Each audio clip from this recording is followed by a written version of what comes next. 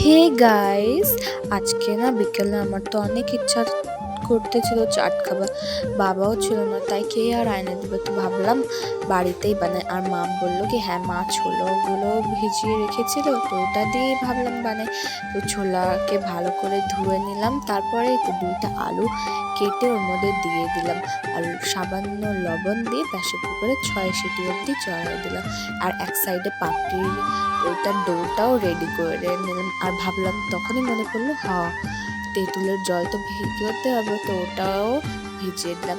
তারপর একটা যে নর্মাল গ্রেভি বানায় ছোলার, অমন করে একটা ভালো গ্রেভি বানিয়ে নিতে হবে। তোমরা যদি রেসিপি জানতে চাও আমি কেমন করে বানাই, তাহলে তোমরা আমাকে বলি, আমি শেয়ার করে দেবো। আর এখানে আমি কোনো কিছু পেঁয়াজ রসুন ইউজ করি না, তার ছাড়াই অনেক টেস্টি হয়েছিল।